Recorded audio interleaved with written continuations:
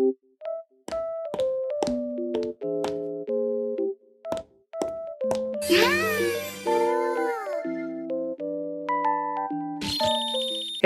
I'm Tay, and this is a quick review of Nier Nendoroid. As you can see, I'm a bit of a fan. I must say Nier Nendoroid was released and shipped just in time.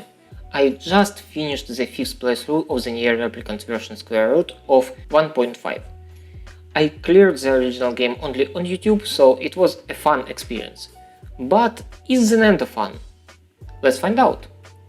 First of all, Square Enix decided to make the adult version of the character, not the young one. Which is a shame. I know it makes more sense, but I like the boy version more. On the other hand, at least we'll get the boy from Big Arts. As for the Nendo, the sculpt is as simple as possible, but not bad. For some reason the figure is painted more in green than grey. Interesting choice that I don't dislike, but it definitely confuses me.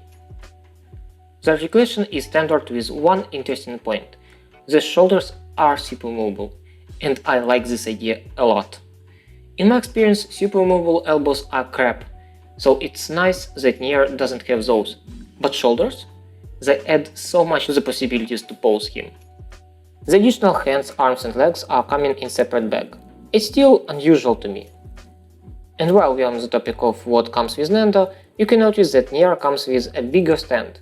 That's to fit him and Grimoire Weiss.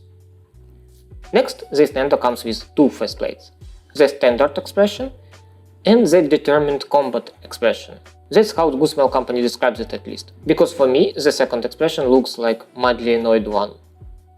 Nier comes with a variety of holding hands, couple for directing a weapon forward and couple for holding it straight. Also he has a couple of bent arms and a couple of bent legs.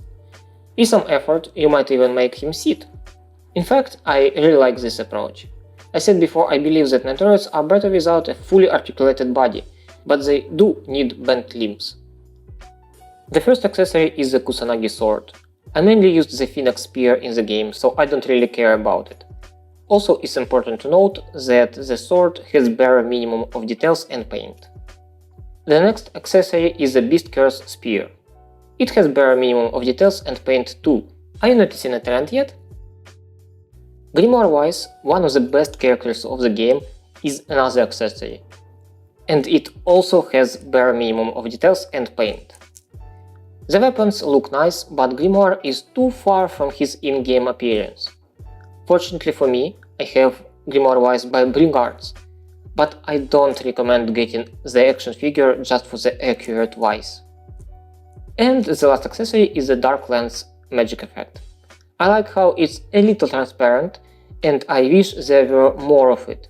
I never used just one lens in the game. My opinion is that this Nendo is decent. Nier isn't emotional enough for him to have more faceplates, but the sculpting and painting are just average. I'm a big fan of the articulation though. It's the best combination of standard and supermovable bodies I've ever seen. So let's start the behind the scenes of my Nier photoshoot while I'm saying that I'd recommend this Nendo only to the fans of the game.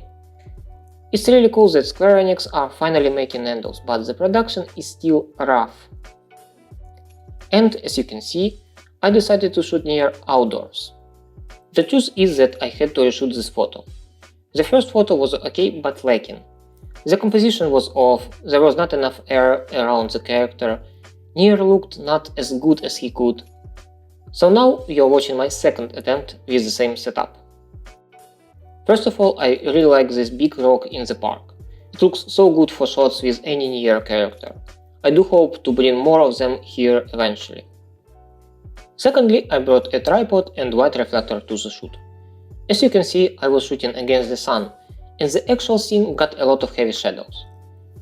With the help of the tripod, I managed to make the camera stand still, and then I took 3 photos. One with general view, one with garbage and weapons lit with the reflector, and one with Nier lit with the reflector. It's possible to do the same without catching the reflector in frame, but I know Photoshop, so I didn't bother. And lastly, I used additional faceplates. Mainly I tried an angry expression from Yotsuba and a happy expression from the second Nendoroid More face swap set. I like both versions, but the second one came out a little better. I hope you like this video. If you have any thoughts or questions, leave them down below. My name is Tay, it's been Testing Figures, thank you for watching, and bye!